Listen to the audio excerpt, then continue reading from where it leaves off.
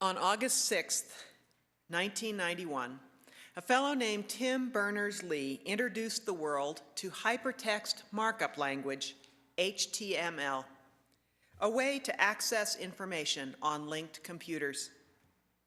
His invitation paved the way for the internet. He knew this was momentous, but he didn't take out a patent. Instead, 10 days later, he gave his invention away.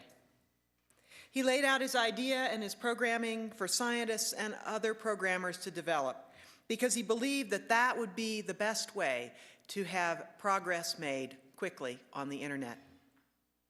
His passion was for an accessible worldwide information network. His strategy was open source. Within months, Stanford University set up the first internet service and the World Wide Web was born.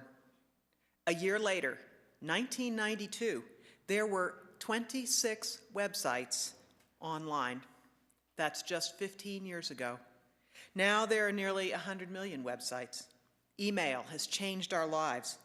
Online resources have changed learning and research, brought enormous resources to small towns and rural citizens all over the world. Tim Berners-Lee, by the way, is a member of the First Parish Unitarian of Lexington, Massachusetts. I mention this not just to brag, although that's always fun, but because he himself sees a relationship between his passion for making information available and the values of his faith. His strategy is open source. Open source software allows users who know what they're doing to modify, personalize, and bring new modules into the task at hand. Unlike most of the programs we ordinary users use, such as Outlook and WordPerfect, where you're given a program and you just have to deal with it as best you can, open source software trusts end users with the software code to use as their needs dictate. When I first heard about that, my thought was, that is very cool. That's how our faith works. Unitarian Universalism is a worldwide religious community which values information, new insight, and innovation by individuals as they tend to the spiritual side of their lives. We don't bind ourselves to any one scripture.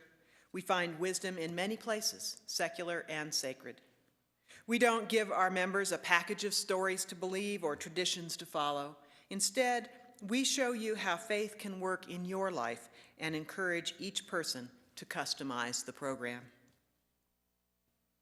Traditional faiths tend to bind their followers to a particular religious program. If you become a Catholic, you get a book, a tradition, and a set of ceremonies.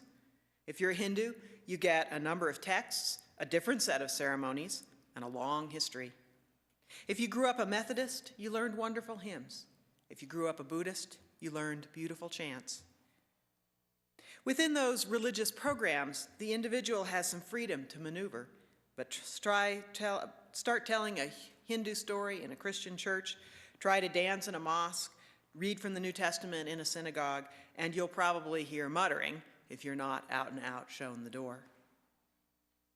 In most religious traditions, you're expected to stick with the program as given. It's like having a copy of Microsoft Outlook on your computer. If it works for you, great. If not, well, no matter how skilled you are, you can't make basic changes to use it the way you want it to use. If you use an open source email program, and you know how, you have a lot more freedom. Unitarian Universalism began hundreds of years ago with people who wanted a little more freedom than Orthodox Christianity allowed. Like Michael Servetus, burned at the stake in 1553 because he wanted to read the Bible for himself, and by his reading, he decided that the doctrine of the Trinity was an error. Like King John Sigismund of the 17th century Transylvania, who wanted the people of his land, Catholics, Lutherans, Reformed, and Unitarians, to live together in respect and peace. Like Thomas Jefferson, so impressed with the social teachings of Jesus that he combined his own Bible by cutting out the miracle stories and other things he considered extraneous. He didn't allow that Bible to be published during his lifetime for obvious reasons, but it's still in print today. It's called the Jefferson Bible.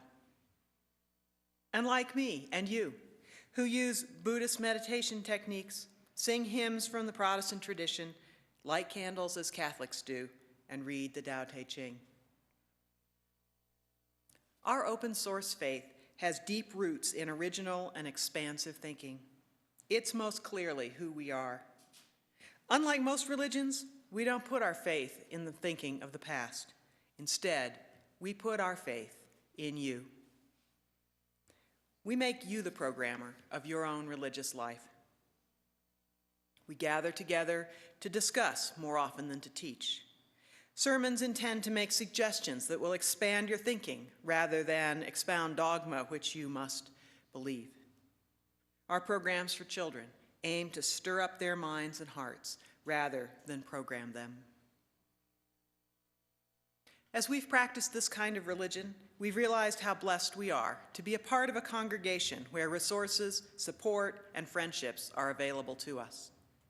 And we realized that we can use the blessings of the internet to make it possible for people who live far from Albuquerque to be a part of the congregation. We've decided to go open source, to share what we know about the religious journey and creating a faith community with the people of New Mexico. It's a great, exciting experiment, funded jointly by this church and the Unitarian Universalist Association.